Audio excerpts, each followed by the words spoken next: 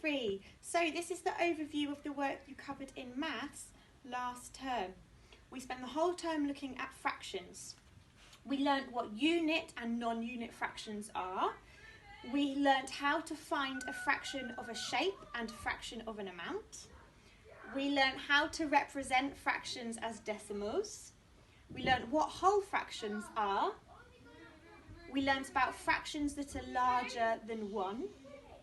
We learnt how to represent fractions on a number line. We learnt about equivalent fractions. Sorry about the noise. That's the door creaking.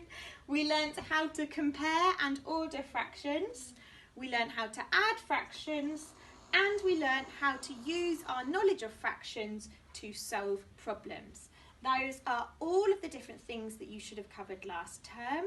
And if you've not done all of the lessons yet, please continue working through them. Hello Year 3, this is just a quick overview of everything we learnt last term. So our overall theme was the civil rights movement in America. First of all, in Talk for Writing, we started with learning about how to write biographies, and our text map was a biography of Rosa Parks.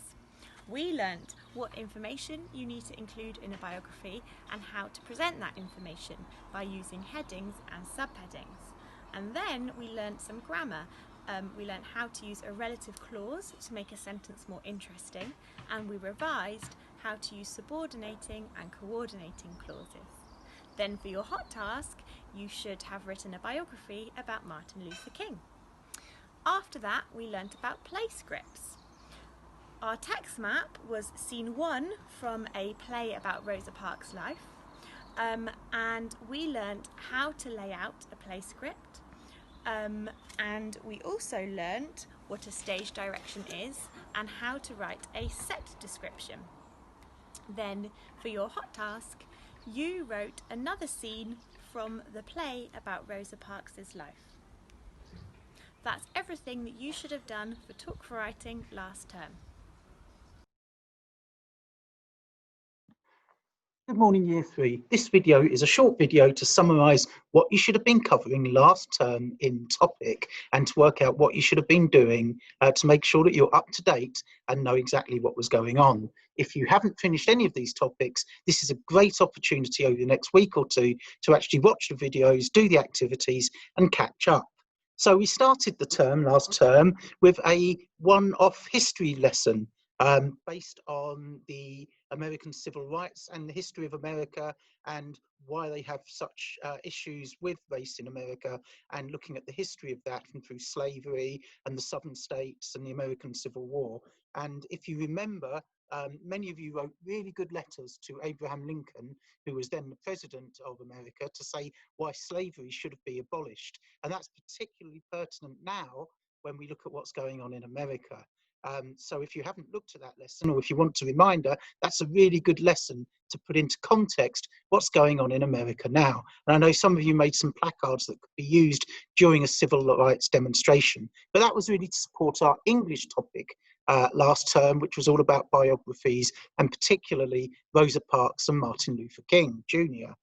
Once we'd done that lesson, we moved on to science, and we spent a few weeks looking at light and the whole science of light.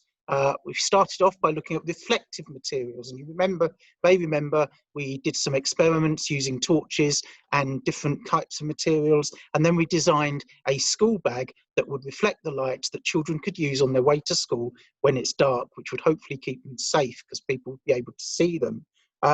We looked at light sources and the effects of the sun. If you remember, we looked at some of the positive things the sun brings us and some of the negatives in terms of its effect on our skin.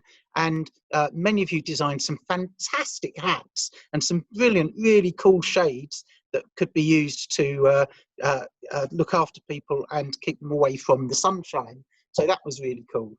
We then moved on to looking at mirrors, and I know lots of you enjoyed playing the mirror games whilst we were working out reflection, and drew lots of diagrams with arrows to show how the light travelled and the fact that light travels in a straight line.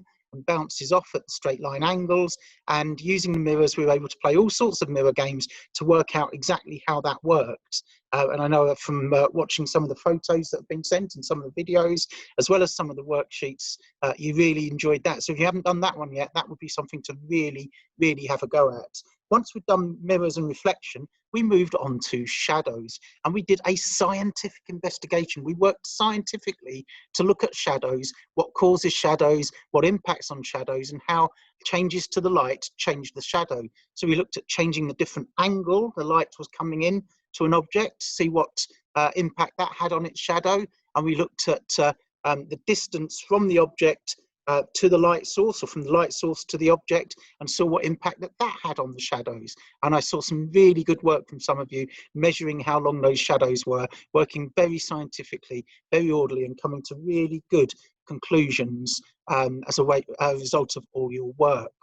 When we'd finished our light subject for the last 2 weeks of the term, we focused on geography, and we've looked at initially the United States of America. We found it on atlases and on globes. We looked at the geography of the United States, where the big rivers were, where the mountains were. We looked at some of the human geography, how it's set up politically, how it works, the fact that it's divided into states, etc. I know some of you did some fantastic work on that before moving on to comparing a very specific example of Atlanta in Georgia in the United States, which of course is where Martin Luther King was born and worked, with London in the UK. And we looked at both the physical geographical aspects, where they were, the mountains, the climate, exactly what the landscape was like, and we compared some of the human aspects, looking at their population breakdown, population density, what they did for a living, incomes, how expensive it was to live in the various places. And so we did a lot of comparison between Atlanta in Georgia and London in the UK, comparing the human and physical geography. And that finally led to some really good work from some of you, which was really great. So if you haven't done this, I really suggest you do.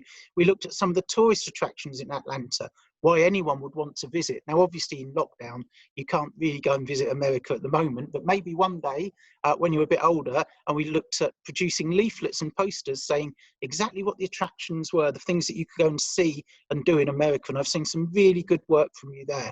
So that's what we did last term. If you've missed any of that, now's the chance to go back, watch the videos, catch up, do the information, do the exercises, and enjoy it. And I look forward to hopefully seeing you sometime this term. Have a lovely, safe time, and I look forward to seeing your work on Zoom. If you've needed to add, so on Tapestry, if you need to add anything, and I will comment on that, and hopefully look forward to seeing you later in the term.